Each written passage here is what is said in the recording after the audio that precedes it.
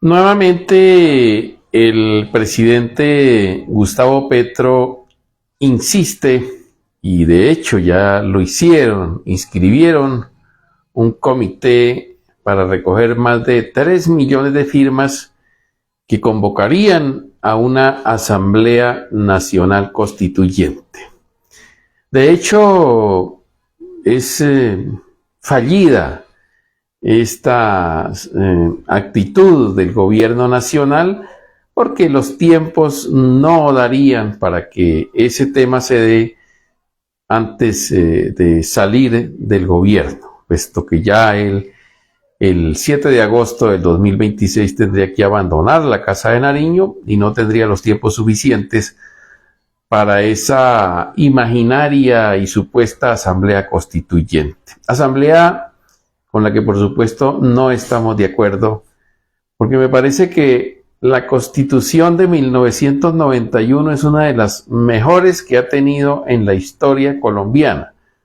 solamente comparable con la de 1863, que fue cuando se declaró la Federación de Colombia, se federó, se creó el sistema federal. A diferencia de la del 63, la de 1991 no creó la federación como tal, sino que dejó el país como una nación unitaria, pero le trajo grandes derechos al país. Se actualizó Colombia con los derechos mundiales proclamados incluso por las Naciones Unidas, que otras constituciones de otros países ya habían tomado, y que nuestro país que estaba quedando atrás con todos esos derechos. En la Constitución del 91 fue en su gran mayoría dominada o manejada ideológicamente por el entonces difunto Álvaro Gómez Hurtado, pero tuvo una gran influencia los más de 20 delegados que tuvo allí el M-19, y tuvo gente de todas las calidades, es decir, tuvo personas sobre todo de muy alto calibre jurídico, grandes juristas, grandes pensadores, grandes ideólogos de todas las tendencias, desde la izquierda extrema con Alfredo Vázquez Carrizosa, que representó al Partido Comunista, hasta la misma derecha, pero una derecha moderna, desarrollista, dejada por Álvaro Gómez Hurtado, que fue el que le dejó precisamente lo que se llama los temas sobre lo fundamental que se debe manejar en cualquier país del mundo, que es la salud universal y gratuita para todos, una pensión universal para todas las personas, que no se había cumplido hasta ahora, que el presidente Petro eso sí lo hizo, en la reforma pensional, incluir allí a las personas mayores de 67 años, de 57 años, para que sigan recibiendo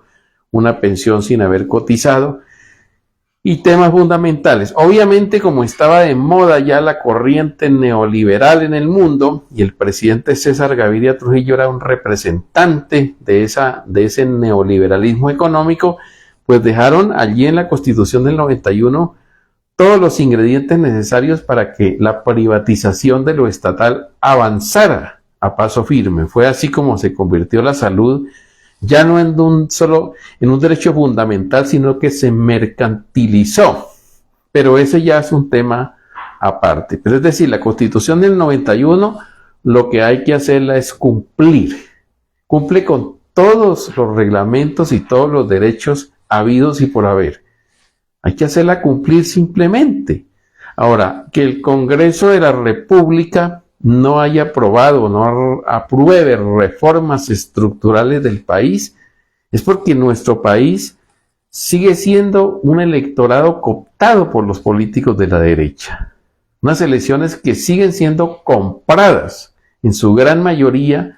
por los políticos de la derecha, que pagan para hacer las grandes campañas políticas, compran el voto casi directamente, y el voto de opinión en Colombia es muy escaso. Salvo las grandes ciudades del país, tienen un voto de opinión muy marcado, pero el resto del país sigue siendo cooptado por los políticos tradicionales, por los clanes políticos. Y si hoy se convocara una asamblea constituyente, la mayoría de esos delegados serían cooptados también por esos clanes políticos. De hecho, no sacaríamos nada con que hubiera una asamblea constituyente, porque la mayoría de delegados seguramente los elegiría la derecha. Porque el país hay que reconocerlo, y en eso tenemos que ser aterrizados. Colombia es un país que de alguna manera tiene una ideología hacia la derecha, una gran mayoría de colombianos. Está dividido, pero esa división está desequilibrada. Hay una gran mayoría de colombianos que piensan de la derecha, que son conservadores, que no les gustan las reformas estructurales del país, quizá engañados, quizá por falta de educación, y hay un progresismo muy desequilibrado, muy abajo, que haría que una asamblea constituyente se iría tomada por la derecha y sería incluso más peligroso hoy hacer una constituyente que hace más de 30 años cuando se creó en el 91, porque hoy iría esa constituyente, se invertiría, es decir, se le sacarían derechos que hoy tenemos, porque la derecha es enemiga de la acción de tutela, por ejemplo. Hablemos solo de un derecho, ella es enemiga de la acción de tutela, enemiga de la educación pública, enemiga de la salud pública. Si la derecha hoy cooptara una asamblea constituyente y llegara a las mayorías, deshacería todo lo que se ha logrado en estos 30 años. Lo que debemos es educar a nuestra población para que en las elecciones parlamentarias que se avecinan vote bien, que no le siga votando a esos clanes políticos que nos tiene atrasados y que son los que han impedido las reformas estructurales de este país. El gobierno debería centrarse en eso, en educar más a este pueblo para que le vote a conciencia, para que voten por aquellos candidatos y candidatas de movimientos y partidos que representen un progresismo y derrotemos de una vez a esa derecha recalcitrante que quiere mantener este país en el oscurantismo y quizás retrocederlo hacia los años 50 o 60 del siglo pasado. Para el francotirador les habló Santiago Villarreal. Hasta pronto.